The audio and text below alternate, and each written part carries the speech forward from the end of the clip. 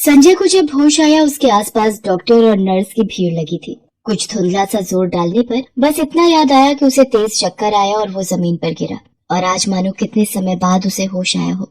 भगवान का लाख लाख शुक्र है आप होश में आ गए। पर मुझे हुआ क्या था? मिस्टर संजय, आपको हार्ट अटैक आया था। आपके दिल की सर्जरी हुई है। Heart attack? दिल की सर्जरी? मैं कुछ समझा नहीं डॉक्टर। मिस्टर संजय, जब तक आपको हॉस्पिटल लाए आपका हार्ट बिल्कुल डैमेज हो चुका था, इसलिए आपका हार्ट चेंज करना पड़ा।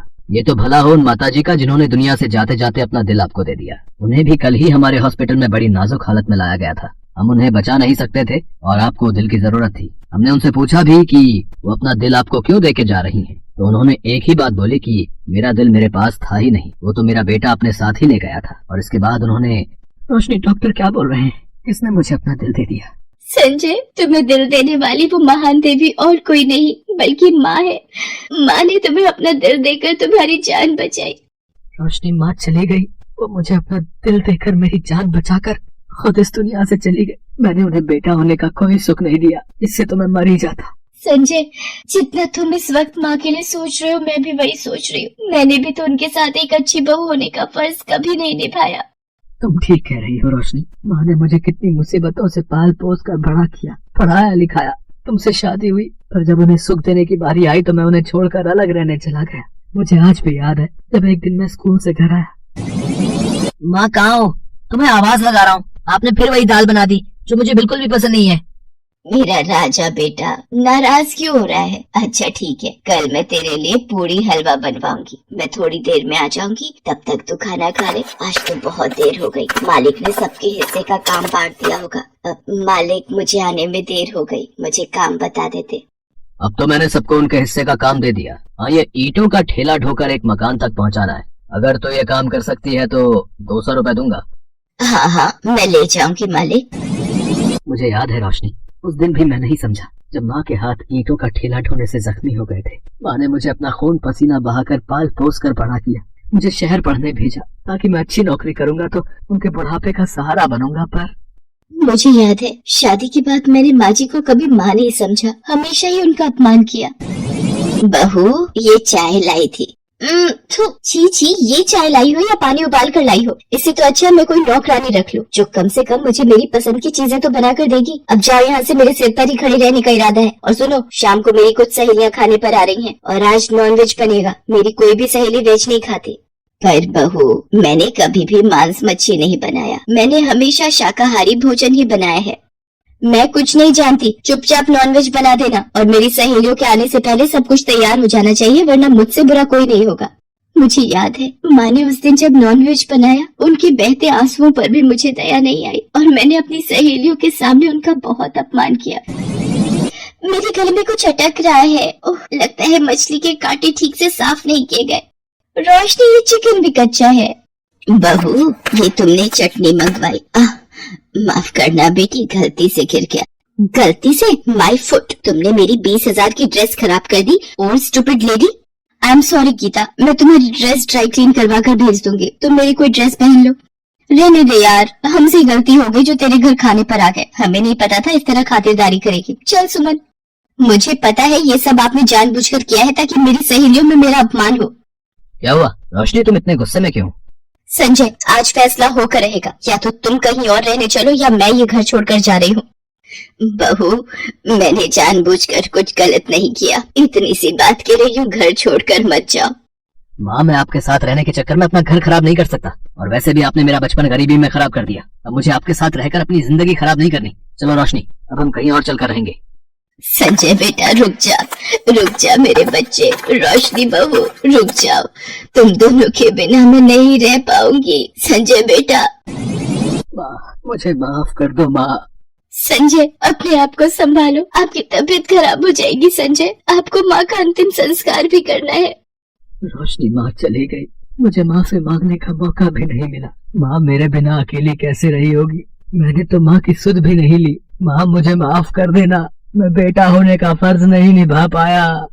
संजय अपनी माँ का अंतिम संस्कार करता है और अस्थियां गंगा में प्रवाहित करता है। संजय और रोशनी दोनों ही माँ को याद करके रोने लगते हैं, जो कभी भी वापस न लौटने के लिए जा चुकी थी। सुलेखा की शादी रायपुर में सुभाष के साथ 4 साल पहले हुई थी। सुभाष बहुत ही अड़ियल स्वभाव का था। सुभाष हर वक्त सुलेखा को ताने मारता कि 4 साल की शादी में अभी तक एक भी बच्चा उसने पैदा नहीं किया। सुलेखा बहुत दुखी रहने लगी। एक दिन सुभाष सुलेखा को छोड़कर चला गया। सुलेखा को पता चला कि सुभाष दूसरी शादी करके किसी और के साथ रहने लगा है। सुलेखा को कुछ समझ नहीं आया कि इतना बड़ा दुख लेकर वो अपनी माँ के पास कैसे जाए, क्योंकि उसकी बूढ़ी माँ पहले ही बीमार रहती थी। पर सुलेखा के पास कोई और चारा नहीं था। वो अपनी माँ के घर चली जाती है। सुलेखा बेटी, तू अचानक क्या हुआ और दामाद जी नहीं आए? माँ, वो मुझे छोड़कर चले गए। उन्होंने किसी और से शादी कर ली क्योंकि मैं उन्हें बच्चा नहीं दे पाई। सुलेखा रोने लगती है। उसका दुख देखकर जानकी सदमे में रहने लगती है। सुलेखा को 1-2 दिन ही आए हुए होते हैं। अचानक एक दिन काम करते हुए सुलेखा बेहोश हो जाती है। जानकी बराबर में रहने वाले हकीम को बुलाती है। आपकी बेटी माँ बनने वाली है, ये पेट से है। क्या हकीम जी, मेरी बेटी माँ बनने वाली है? सुलेखा, तू माँ बनने वाली है बेटी?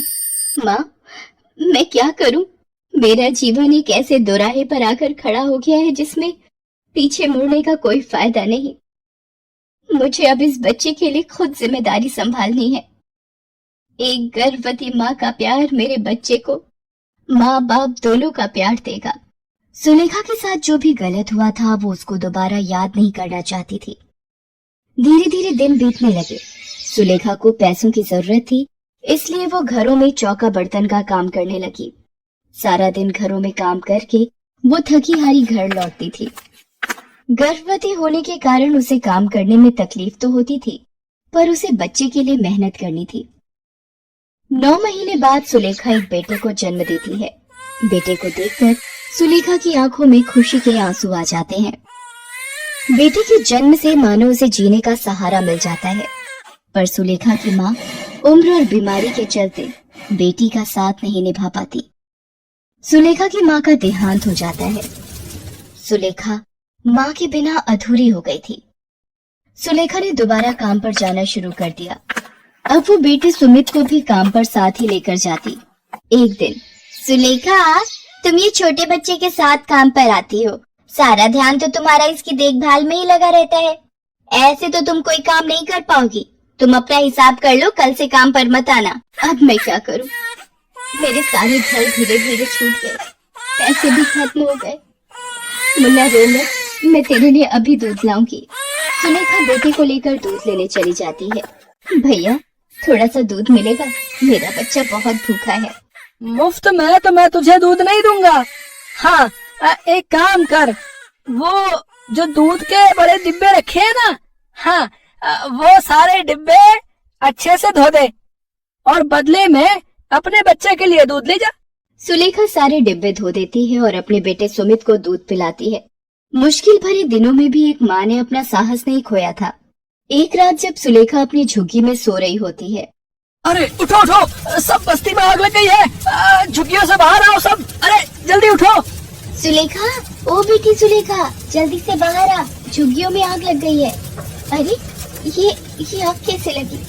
मैं कैसे झुग्गी से बाहर निकलूं? अरे मेरा बच्चा, मैं कैसे जाऊं इस झुग्गी से बाहर? दरवाजे पर तो आग है। ये चादर लपेट देती हूँ मुन्ना को। हाँ, ये ठीक रहेगा। सुलेखा जैसे तैसे सुमित को बचाते हुए झुग्गी से बाहर निकलने लगती है। तभी एक जली लकड़ी सुलेखा के मुंह पर गिर जाती है। सुलेखा अपनी परवाह किए बिना सुमित को झुग्गी से बाहर सुरक्षित ले आती है, पर सुलेखा का मुंह एक तरफ से आग की वजह से जल जाता है। सुलेखा के पास इतने पैसे नहीं थे कि वो अपने चेहरे का इलाज करवा पाए, इसलिए उसका चेहरा देखने में भद्दा हो जाता है। पर सुलेखा इस बात की बिल्कुल परवाह नहीं करती। उसे यही सुकून होता है कि उसने अपने बेटे की जान बचाई और भगवान की कृपा से उसके बेटे को कोई नुकसान नहीं पहुंचा। दिन बीतने लगते हैं। अब सुमित स्कूल जाने लगा था और सुलेखा चाहती थी कि सुमित पढ़ लिख कर बहुत ही बड़ा आदमी बने, इसलिए वो दिन रात मजदूरी करके मेहनत करती रहती थी। एक दिन, अरे राजू आजा, रुक, मैं अभी अपनी कॉपी लेकर आया, तब तक तू कमरे में बैठ। नहीं सुमित, तू मुझे कॉपी यहीं दे दे, मैं अंदर नहीं आ रहा। वो तुम्हारी माँ को देखकर मुझे बहुत डर लगता है और रात को नींद भी नहीं आती। उनका चेहरा बहुत ही डरावना है। अच्छा ठीक है राजू। अरे सुमित, तुम्हारा दोस्त राजू आया था, पर घर के अंदर क्यों नहीं आया? वो आपके डरावने और बदसूरत चेहरे से घबराता है। सिर्फ वही नहीं, मेरे सारे दोस्त आपका इतना खराब चेहरा देखकर डर जाते हैं, मानो किसी भूत को देख लिया हो। तभी मेरा कोई दोस्त मेरे घर आने के लिए हाँ नहीं बोलता। आपकी वजह से मुझे बहुत शर्मिंदगी महसूस होती माँ। पता नहीं मेरी जिंदगी में ऐसी माँ क्यों लिखी है। लोगों की माँ बहुत ही सुंदर होती है, पर मेरी माँ बदसूरत क्यों है? सुमित गुस्से में कमरे से चला जाता है। सुलेखा रोने लगती है, पर वो उस वक्त कुछ नहीं बोलती। समय ने अपनी चाल पकड़ी और सुलेखा की मेहनत से सुमित बड़ा होकर पढ़ लिखकर एक ऑफिस में नौकरी पर लग गया। सुलेखा को लगा कि शायद अब उसकी किस्मत के दिन पलटने वाले हैं। सुमित की नौकरी लग गई है और अब वो घर का खर्च भी उठाएगा और सुलेखा को आराम मिलेगा और वो बेटे का सुख भोग पाएगी। सुमित अपने ऑफिस की लड़की राशि, जिससे वो प्यार करता था, शादी कर लेता है। सुलेखा बेटी की खुशी की खातिर कुछ नहीं बोलती। एक दिन सुमित ऑफिस के काम से बाहर गया होता है। राशि अपनी कुछ सहेलियों को घर पर बुलाती है। माँ जी, आज मेरी कुछ सहेलियाँ लंच पर आ रही हैं। आप प्लीज उनके सामने अपना ये बदसूरत चेहरा लेकर बिल्कुल मत आना, वरना मुझे सबके सामने शर्मिंदा होना पड़ेगा। एक काम करो, आप अपना मुंह ढक लो, जिससे कि मेरी सहेलियों को आपका चेहरा नजर नहीं आएगा। आप जल्दी से सारा लंच बनाकर रख दो, तब तक मैं तैयार होकर आती हूँ।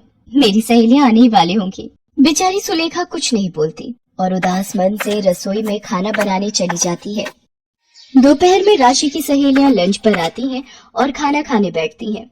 तभी सुलेखा वहां सब्जी का कटोरा लेकर आती है और वो जैसे ही एक लड़की को सब्जी देने लगती है। ये कौन है राशि?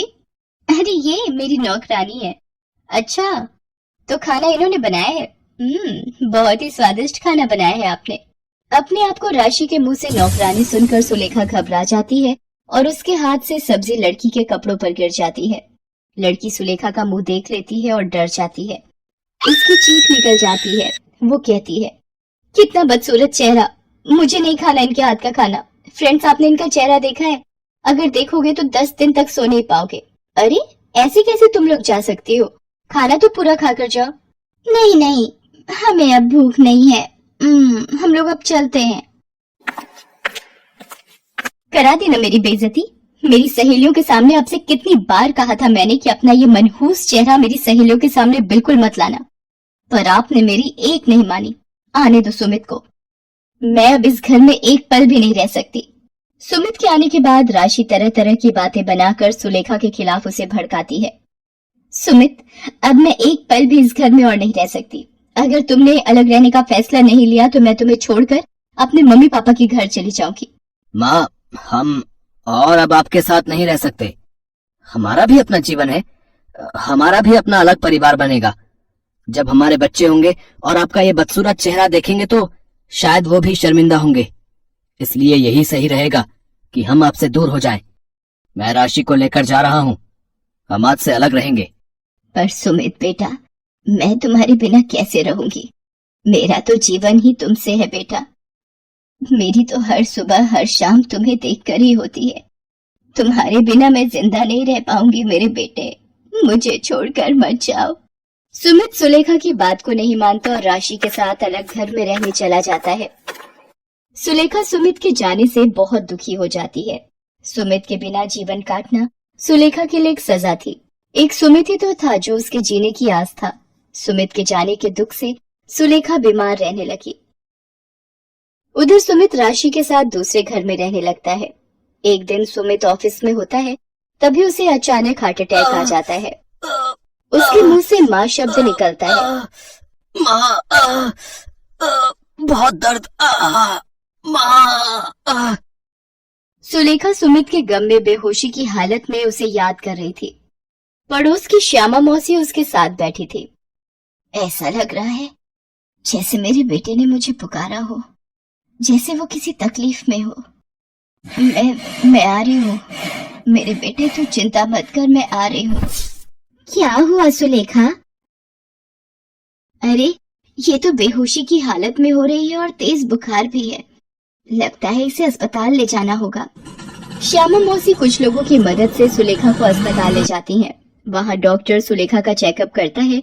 तभी एक नर्स वहाँ आती है। डॉक्टर, एक इमरजेंसी केस आया है, कोई मिस्टर सुमित है, उनकी वाइफ मिसेस राशि उनके साथ है। मेरा बच्चा सुमित? डॉक्टर, पहले आप उन्हें देखो, मेरी चिंता मत करो। डॉक्टर सुमित को देखने लगता है। वो राशि से कहता है, देखिए, हमें जल्दी ही एक हार्ट की जरूरत है। इनका हार्ट पूरी तरह से डैमेज हो रहा है। अगर इनका हार्ट नहीं बदला गया तो इनकी जान भी जा सकती है। राशि रोने लगती है। सुलेखा उसे रोता हुआ देख लेती है। वो नर्स से कहकर राशि को अपने पास बुलाती है। राशि, रो मत बहू, मेरे होते हुए मेरे बच्चे पर आंच भी नहीं आ सकती, तुम चिंता मत करो। माँ जी, कहाँ से नया दिल मिलेगा? कौन देगा इतनी जल्दी? अगर सुमित को कुछ हो गया तो मैं जिंदा नहीं रह पाऊंगी माँ जी। राशि रोते हुए सुमित के पास चली जाती है। सुमित की तबीयत का सुनकर सुलेखा की तबीयत बिगड़ने लगती है। उसकी सांस फूलने लगती है। वो डॉक्टर से कहती है, डॉक्टर, मुझे पता है मैं अब नहीं बचूंगी। आप मेरा एक काम करना, मेरा ये दिल मेरे बच्चे को दे दो। मेरे सुमित को बचा लो डॉक्टर, मेरे सुमित को बचा लो। सुमित को होश आ जाता है। डॉक्टर उसे कहता है, ओह गुड मिस्टर सुमित, अब कैसा फील कर रहे हैं आप? सुमित, अब आप बिल्कुल खतरे से बाहर हैं। डॉक्टर ने कहा है आपको कुछ ही दिनों में छुट्टी मिल जाएगी। राशि, मुझे किसने बचाया? मुझे बताओ। मेरी जिंदगी पर उनका बहुत बड़ा एहसान है। सुमित, जब आपको अस्पताल लाया गया उस वक्त आपकी माँ भी अस्पताल में थी। उनकी तबीयत बहुत ज्यादा खराब थी। उन्होंने जब आपके बारे में सुना, आज जो दिल आपके अंदर धड़क रहा है वो आपकी माँ जी का है। माँ, इतना बड़ा बलिदान मुझ पापी के लिए क्यों माँ, क्यों? मुझे माफी मांगने का हक भी नहीं दिया माँ। मेरी जिंदगी बचाने के लिए तुमने अपनी पूरी जिंदगी लगा दी माँ। मुझे माफ कर दो माँ, मुझे माफ कर दो। सुमित बेटा, तुम अपनी माँ के बलिदानों का कर्ज जीवन भर नहीं चुका सकते। तुम अपनी माँ के जिस चेहरे को बदसूरत कहते थे, उस चेहरे पर जले का निशान बचपन में तुम्हें आग से बचाते हुए सुलेखा को मिला था। वो खुद आग की चपेट में आ गई थी, पर तुम्हारी माँ ने तुम्हें कुछ नहीं होने दिया। सुमित श्यामा मौसी की बात सुनकर बहुत रोता है। राशि भी अपने किए पर बहुत दुखी थी। सुमित गंगा घाट पर माँ की अस्थियों को प्रवाहित करता है और हाथ जोड़कर क्षमा मांगता है। सुलेखा ने एक बात ये साबित कर दी थी कि एक माँ का कर्ज बच्चे आजीवन नहीं चुका सकते।